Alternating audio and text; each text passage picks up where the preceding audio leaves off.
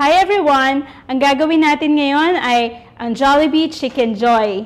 Kung na-try nyo na ito sa Pilipinas, ito yung pinakamasarap na fried chicken. At para sa mga OFW, I'm sure na miss nyo yung Chicken Joy. Kaya ito, gagawin natin siya ngayon at napakadali lang ng ingredients.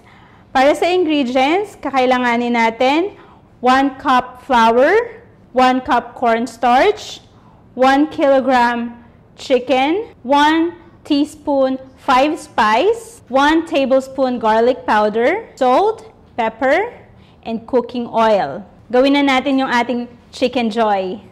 Una natin gagawin ay gagamit tayo ng malaking bowl.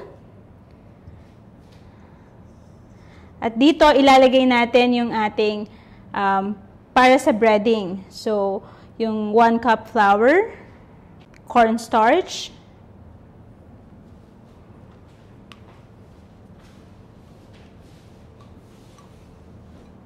garlic powder,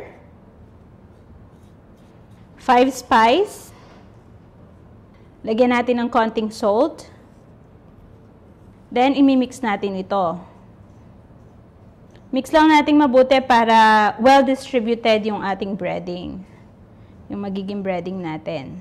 Okay, so nahalo na natin itong mabuti, pabalik naman tayo sa chicken, lalagyan natin ito ng salt,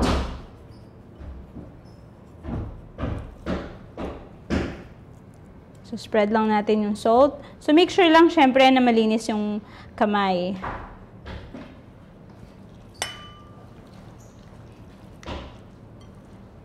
And yung pepper.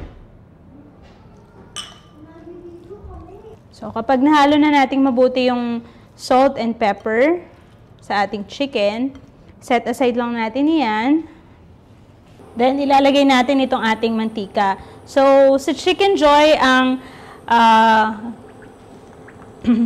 para maging masarap siya, kailangan deep fry. So, kung meron kayong fryer or air fryer, mas maganda yon. Pero kung wala naman, regular na lang na kawali at mantika. So, syempre, deep fry siya. Kailangan ko ng maraming mantika. Hayaan lang natin itong uminit. Kapag mainit na yung apoy, saka natin ilalagay yung chicken. So, habang pinapainit natin yan, ibibreading na natin yung chicken. So, ilagay natin siya dito sa ating bowl.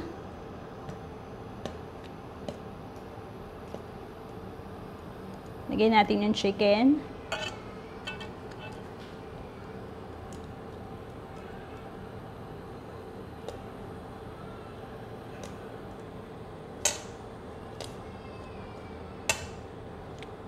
Make sure lang na well-coated yung chicken. Ginagawa ko yun. So, ang tip din dito para maging crispy, medyo iangat nyo yung skin ng ating chicken. Iangat nyo yung skin ng chicken, tapos lagyan nyo ng breading sa loob para maging crispy siya. Pwede nyo rin kamayin kung gusto nyo.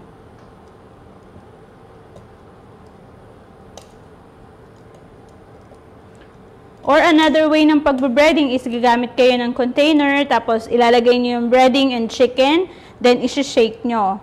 So, it's up to you kung anong gusto nyong way ng pagbe-breading. Pero, either way, you just have to make sure na well-coated yung ating chicken. So, napainit na natin itong ating oil, cooking oil. Ilalagay na natin yung breaded chicken.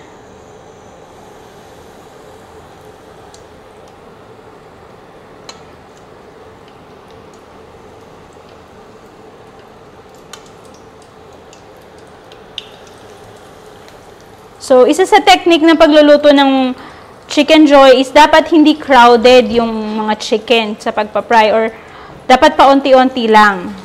Mga 3 to 4, depende sa, syempre kung gaano kalaki yung kawali ninyo. So, lulutuin natin to hanggang maging golden brown yung ating Chicken Joy. Golden brown na yung ating chicken. So, pwede na natin itong hanguin. At ilagay natin sa isang plate. At i-drain natin using paper towel.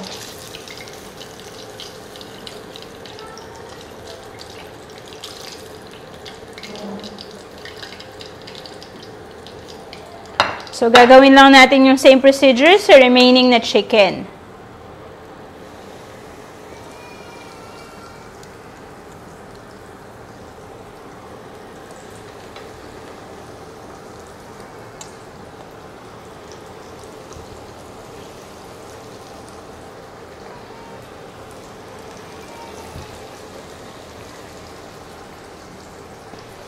Ito na ang ating final product, ang napakasarap na Jollibee Chicken Joy. I hope nag-enjoy kayo sa niluto natin ngayon. Kung hindi pa kayo nagsasubscribe, pindutin nyo lang yung subscribe button sa baba. And you can also put comments and suggestions kung ano pa yung mga recipes na gusto nyong lutuin natin.